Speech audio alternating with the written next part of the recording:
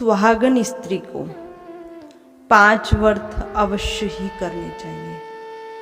उन 5 व्रतों में सबसे पहला जो व्रत है वो सोमवार का आता है। कहती हैं ना माताएं 16 सोमवार के व्रत। तो प्रत्येक सुहागिन स्त्री को ये व्रत अवश्य जीवन में एक बार ही सही अवश्य करना चाहिए। यदि 16 सोमवार के व्रत कंवारी कन्या करती तब उसको जो वर है वो अच्छा मिलता है, अर्थात उसका स्वभाव उस कन्या के अनुकूल होता है, उसका दाम्पत्य जीवन सुखी होता है। तो यदि कंवारी कन्या करती है तो उसको भी विशेष लाभ इस व्रत से मिलता है। और यदि सुहागिन स्त्रियां करती हैं तो सुहागिन स्त्रियां व्रत रखती हैं तो जिस प्रकार शिव का माँ पार्वती से स्नेह है, प्रेम है, और माँ पार्वती का शिव के प्रति स्नेह है, अर्थात दाम्पत्य जीवन अति सुंदर है, उसी प्रकार का जीवन उस सुहागिन स्त्री का बन जाता है। तो सुहागिन स्त्रियों को 16 सोमवार के व्रत अवश्य रखने चाहिए।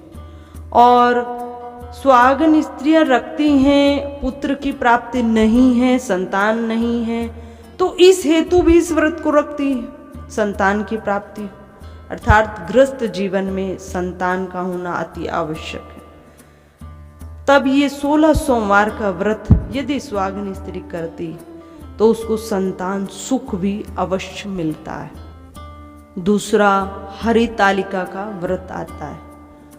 यदि सुहागिन स्त्रियां हरितालिका व्रत रखती, हमारे जो यूपी साइड में बिहार का इलाका आता है, बिहार अलग है यूपी से पर पीछे की साइड ही पड़ता है, वहाँ पर अधिकांश सुहागिन स्त्रियां हरितालिका का व्रत रखती हैं।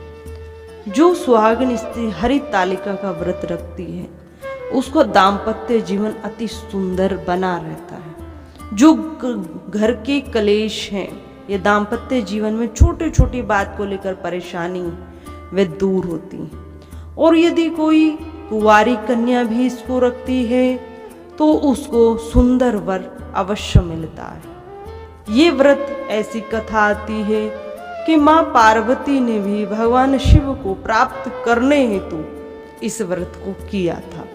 तो दूसरा व्रत हरितालिका का है। एक सुहागिन स्त्री को हरितालिका का व्रत भी अवश्य करना चाहिए। तीसरा व्रत आता है वट सावित्री व्रत। वट सावित्री व्रत यदि माताएं रखती हैं, ये सुहागिन स्त्रियों के लिए, कुंवारी कन्याओं के लिए नहीं है। यदि सुहागिन स्त्रियां वट सावित्री व्रत रखती तो उनके पति की जो आयु है वो लंबी होती है और उनका जो स्वास्थ्य है वो अच्छा बना रहता है और घर में खुशहाली आती है। वट सावित्री व्रत ऐसी मान्यता है कि यदि सुहागिन स्त्री रखती हैं तो वर्ष भर, अगली वट सावित्री व्रत आएगा तो वर्ष भर जो घर परिवार है उसमें खुशियां बनी रहती हैं। जिस चीज़ की आवश्यकता है वो जीवन में अवश्य मिलती है। तो तीसरा व्रत वट सावित्री व्रत कहा है। चौथा व्रत है करवा चौथ का व्रत, जो कार्तिक मास में आता है। इस व्रत को भी सुहागिन स्त्रियों को अवश्य करना चाहिए।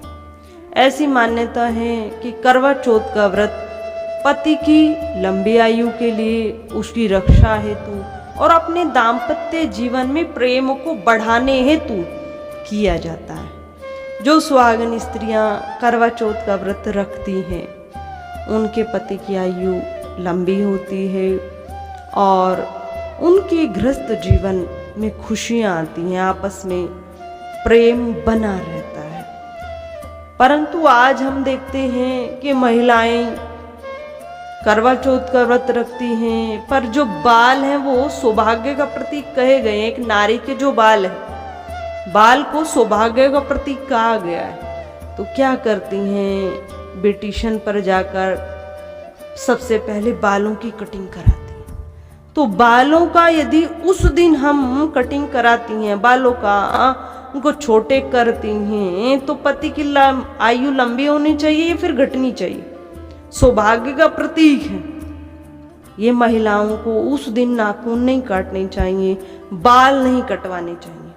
उससे कुछ दिन पहले बालों को कटवा सकती हैं, नाखून काट सकती हैं, परंतु सौभाग्य का प्रतीक बाल को, एक नारी को बालों में कैंची नहीं लगानी चाहिए। ऐसा शास्त्रों में भी आया है, संतों ने इस चीज को बताया है।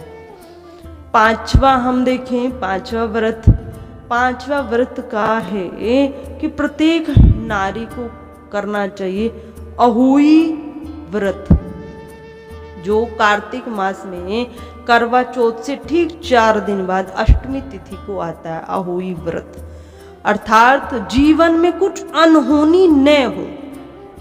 अहोई कि जो होने वाला है वह भी टल जाए, और जो मेरी संतान है ग्रस्त जीवन भी सुंदर रहे, और जो मुझे संतान मिली उसका भी जीवन आरोग्य युक्त हो, दीर्घायु मेरे संतान की हो, और जीवन में अपार खुशियां बनी रही। इस हेतु अहोई अष्टमी तिथि को यह व्रत किया जाता है।